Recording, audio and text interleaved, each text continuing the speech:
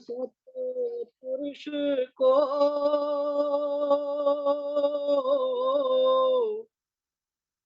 बंदिए बारंबार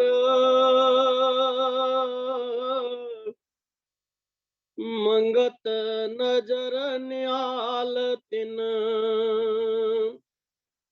पल में करे उधार तत ज्ञानी सतपुरुष को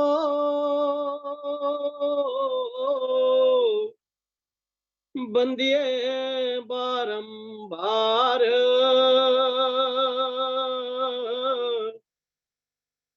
मंगत नजर न्याल तिन पल में करे उधार ओम ब्रह्म सत्यम सर्वाधार।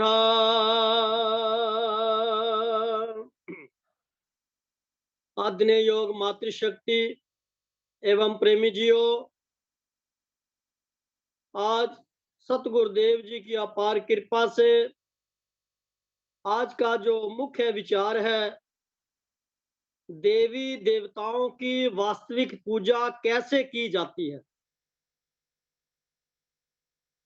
आज का जो मुख्य विचार है, देवी देवताओं की वास्तविक पूजा कैसे की जाती है। ये सतगुरुदेव जी की वाणी है और सतगुरुदेव जी के ही विचार हैं, क्योंकि आज सारा जो जगत है इसी के अंदर लिपायमान है। भक्ति के बारे पता ही नहीं चलता है, वास्तविक भक्ति है क्या।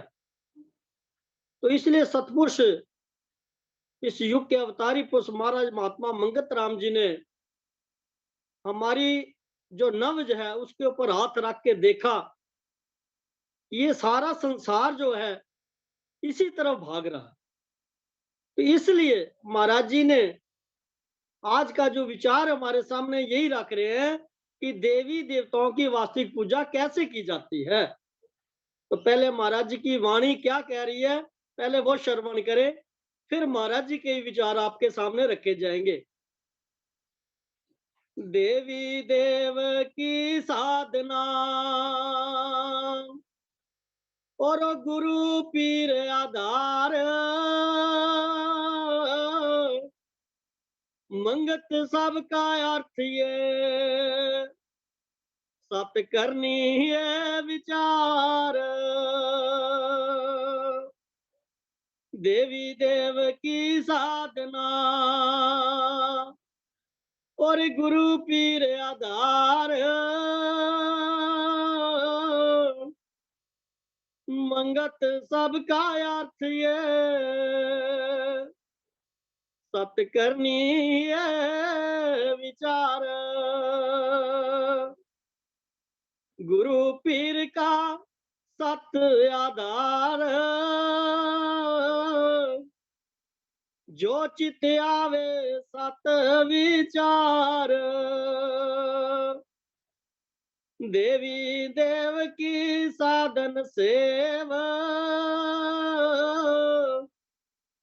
जो चित आवे सत कर्म का भेव। वेद कतेब कथा इतिहास, निर्मल करनी का मिले अभ्यास। जगत जंजाल अति अंधकारा, मन मूर्ख नहीं सूझे सारा। अनेक जतन से नित समझाई, गुरु पीर की सीख लखाई। सतपुरुषों की कीरत वाची, जो कर मन निर्मल गत बाकी। सर्ब जतन कर जो फिर बरमाई, क्यों आकारथ नहीं सार कछु पाई। भरम माही सब वक्त गवायो, गुरु पीर बहुरंग मनायो। निर्मल सीख नहीं हृदय मानी, धार गुमान करे पाप अधिकानी। करनी बांधा संकट अत पावे, भय न साई जो जतन लखावे। जो तेरी करनी निर्मल होई, साची सिखिया मन माई प्रोई। सत युदम नित हृदय धारी, भय सहायक गुरु पीर आचारी। सीख के कारण सब ठाव विचारो, गुरु पीर और ज्ञान अपारो। सीख के कारण देवत की पूजा, सीख मनावे तब शांत पद सूजा। जो कर सीख नहीं मन लखाई, पाखंड पूज के जन्म गवाई। उठ गुणवंता लेख विचार, अपनी करनी देवे निस्तार। अपनी करनी देवत बनाए, अपनी करनी राज तेज दिखलाए। अपनी करनी देवे ऊंच नीच रंग, सकल जगत करनी पर संग। सत पुरुषों की सीख विचार, साची करनी मन तन में धार। कर्म चक्र संसार में जीवनी तबेर पराए, मंगत जैसी करनी करे, ऐसी गत लख पाए। कर्म चक्र संसार में जीवनी तबेर पराए, मंगत जैसी करनी करे, ऐसी गत लख पाए। ओम ब्रह्म सत्यम सर्वधा। महाराज जी, हमें देवी देवताओं की जो वास्तविक पूजा है कैसे की जानी चाहिए, इसके बारे बतला रहे हैं। सारे शब्द के अंदर भी उन्होंने यही फरमाया कि देवी देव की साधना और गुरु पीर आधार, मंगत सब काठिए सतकर्णी ये विचार। अब महाराज कहते हैं प्रेमी जियो, पूजा करना मन का काम है, यानी प्रस्थित करना मन का काम है। अगर मन असत नाम रूप के भोग में कैद है तो वह प्रस्थ कैसे हो सकता है, यानी ईश्वर भगत वो नहीं हो सकता है अगर असत नाम रूप के भोग में कैद है। तो मन का जो काम यही है, प्रस्थित करना यानी परमात्मा की भक्ति करना। तो महाराज कहते हैं अगर ये जो हमारा मन है, अगर यही असत नाम में लगा है, सत नाम तो ईश्वर का है और असत नाम किसका है, ये जो देह है हमारी इसकी है। अगर इसके भोग में ही कैद है तो वह जो है ईश्वर भक्ति कर ही नहीं सकता है। तो इसलिए महाराज कहते हैं, प्रेमी जियो भक्ति मार्ग में भूत परस्ती यानी मूर्ति की पूजा सिर्फ इतना ही कल्याण दे सकती है कि सत्पुरुषों के गुण और कर्म का आदर्श उनके जीवन में लिया जावे।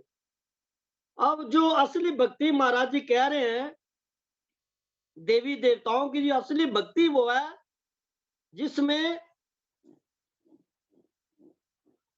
जो सत्पुरुषों के गुण हैं, जो उनके कर्म हैं, जो उनका आदर्श है, उसको जब तक हम उस स्वरूप को अपने जीवन में नहीं लेते हैं तब तक हमें मूर्ति पूजा से कोई फायदा नहीं हो सकता। हम मंदिर में जाते हैं, मस्जिद जाते हैं, गुरुद्वारे जाते हैं, मस्जिद जाते हैं, गिरजाघर जाते हैं, सत्पुरुषों के पास जाते हैं, जहां भी हम जाते हैं, जो भी सत्पुरुष है, जो भी देवी देव है, अगर तो हम उनके इतिहास को पढ़ते हैं, पढ़ करके जो जिस ज्ञान को प्राप्त करके वो आगे बढ़े, जिस कर्मों के द्वारा वो मानव से देवता बने, सत्पुरुष बने, जो जो उन्होंने कर्म किए,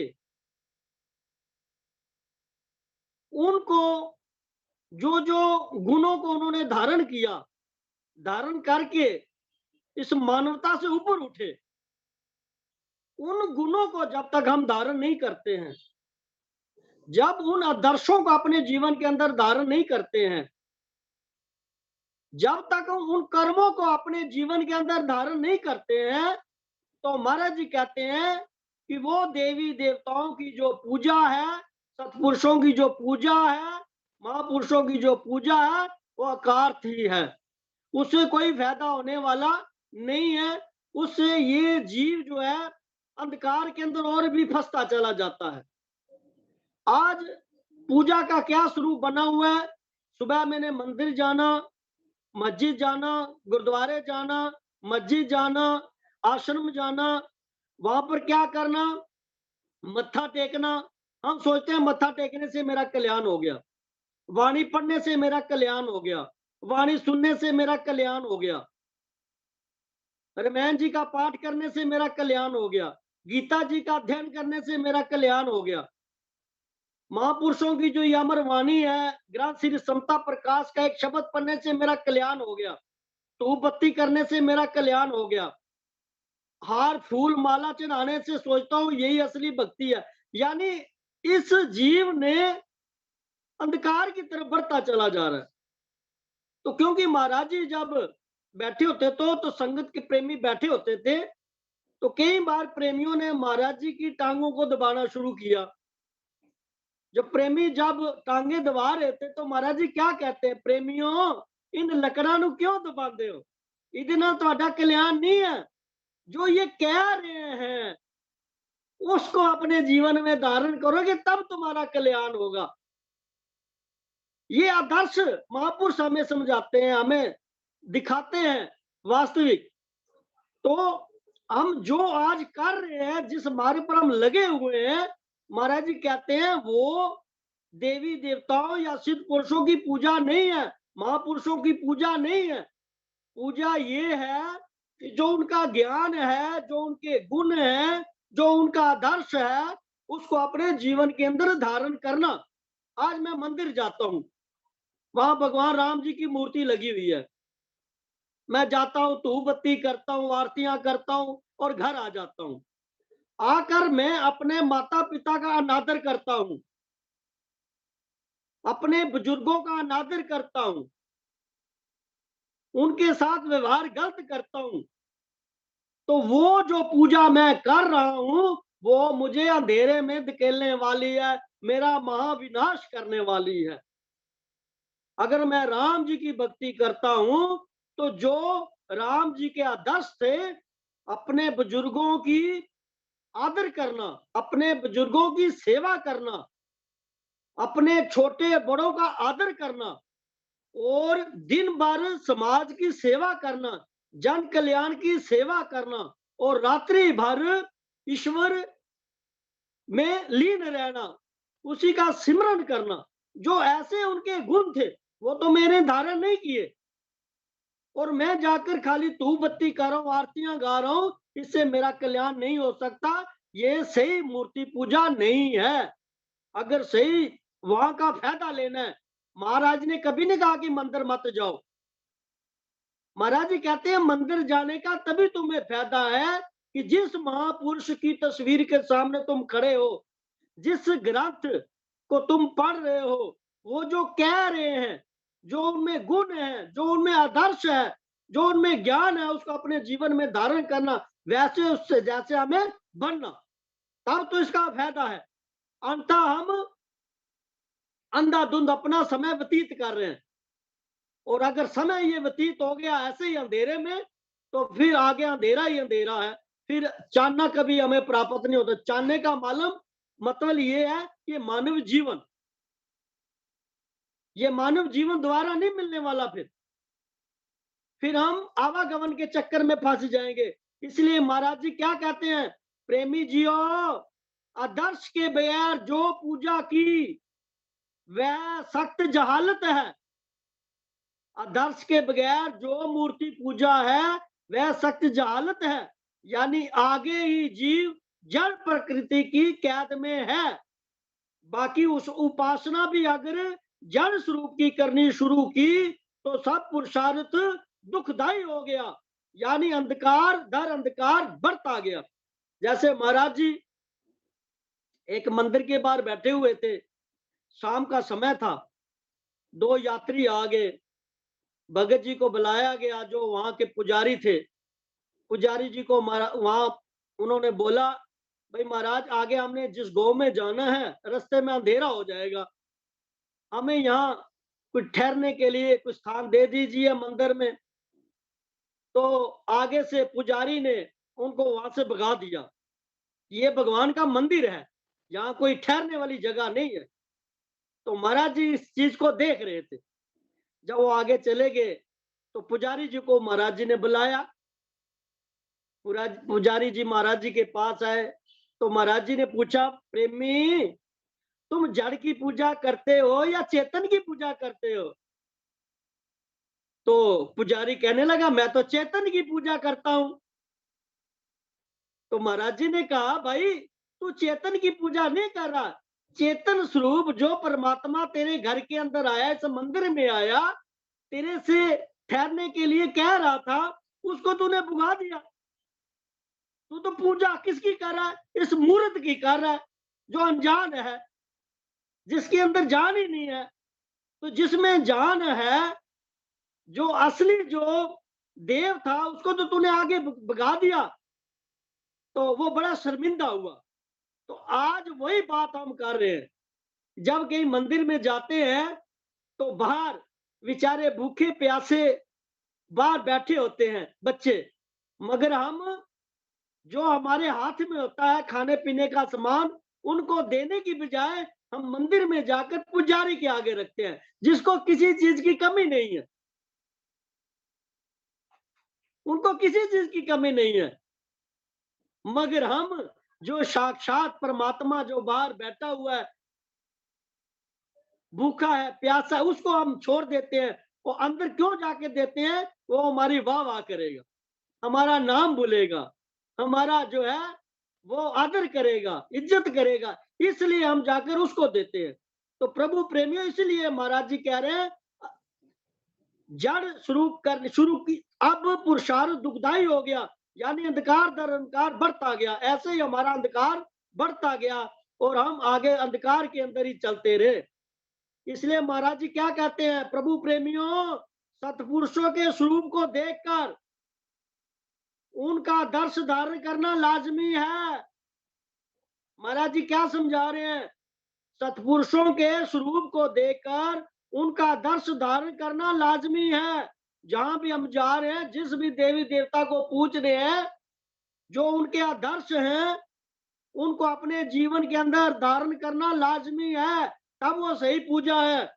अगर उनका आदर्श धारण ना किया जावे, महज नमस्कार, आरती और चरणामत से ही मुक्ति या आनंद जो चाहते हैं, वे अंधकार प्रस्ती कर रहे हैं। बजाय शांति के अशांति को प्राप्त होवेंगे।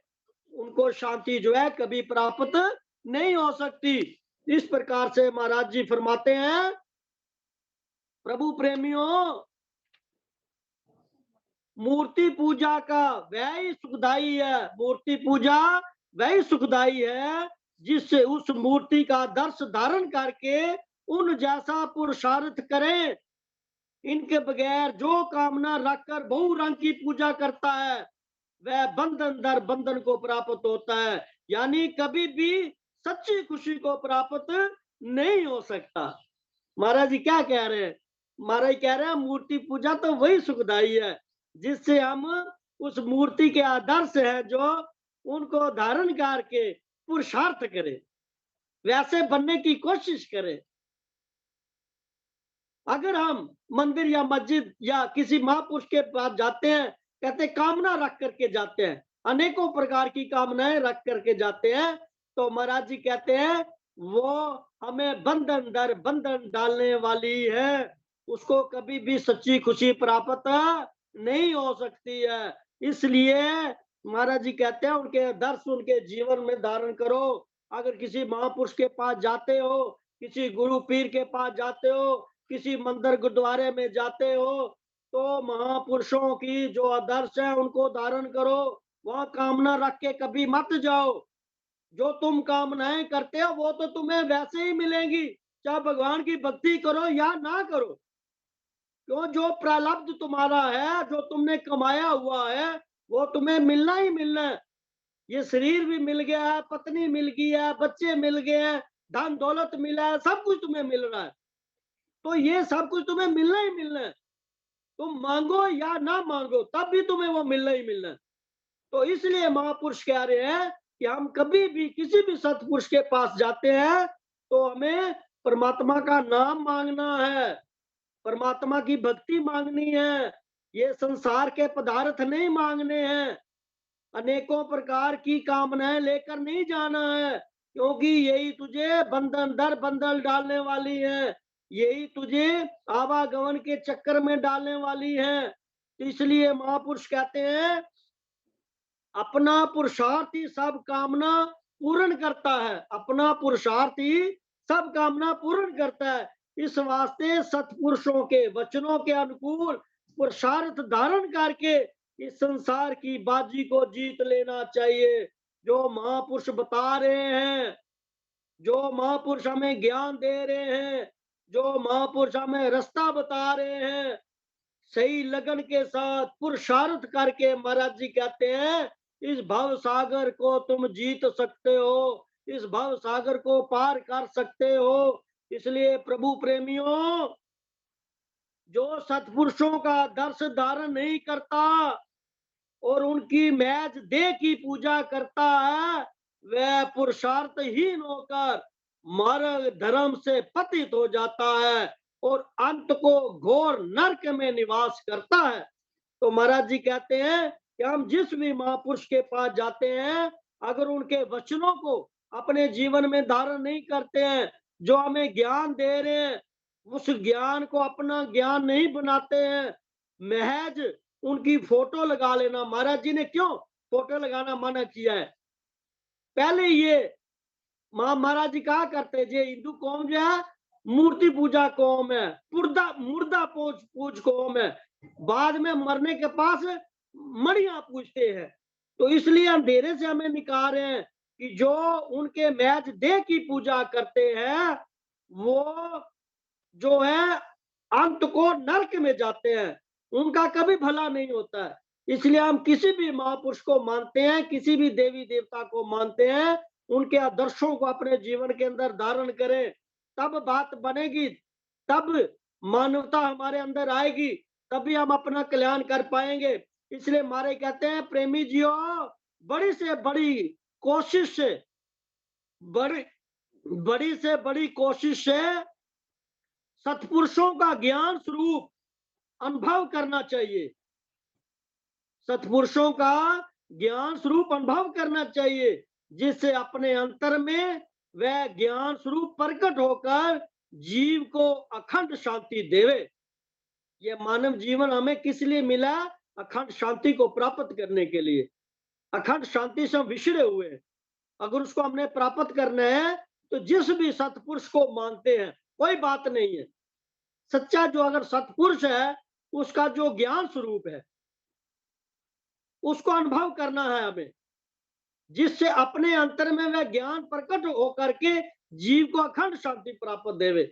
जिस प्रकार से महाराज जी दिन भर सारी संगत की सेवा में एक ही आसन में बैठे रहते थे, ना भूख का पता ना प्यास का पता, जगत की सेवा में लगे हुए हैं, जन की सेवा में लगे हुए हैं। और हमारे प्रेमियों ने देखा कि रात्रि के समय वो जंगल में उस परमपिता परमात्मा की याद में चले जाते थे और हमेशा उसी में मग्न रहते थे।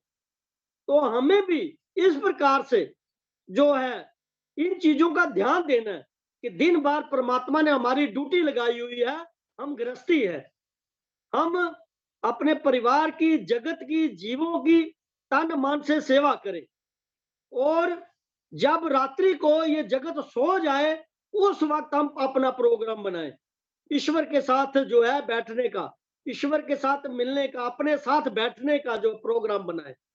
हम दूसरों के साथ सदियों से बैठते आए हैं, दूसरों का संग करते सदियां हो गई है, मगर अपने पास कभी नहीं बैठे, अपना संग हमने कभी नहीं किया। तो अपना संग करने के लिए रात्रि से बढ़कर और कोई अच्छा समय नहीं हो सकता है। तो महाराज जी का ये जो ज्ञान स्वरूप है इसको हमने अपने जीवन के अंदर धारण करना है, तब जाके बात बनेगी। अंत में महाराज जी क्या फरमाते हैं? प्रेमी जियो, स्थूल की कैद यानी भूत परस्ती से कोई भी छूट नहीं सकता जब तक वह ख्वाहिश का गुलाम है।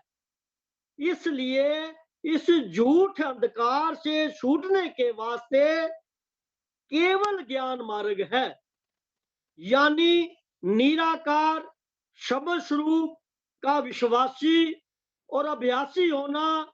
यही ज्ञान स्वरूप सब गुरु पीर अवतारों का साधन है। हमारे जितने भी सिद्ध पुरुष हुए हैं, जितने भी हमारे महापुरुष हुए हैं, उन सब का एक ही मार्ग था। क्या मार्ग था? वो जो निराकार परमेश्वर है, जो ज्ञान स्वरूप परमेश्वर है, जो शब्द स्वरूप परमेश्वर है, उसी का सबने विश्वास किया, उसी का भरोसा किया और उसी के अभ्यासी बने। महाराज कहते हैं ये ज्ञान स्वरूप सब गुरु पीर अवतारों का साधन है।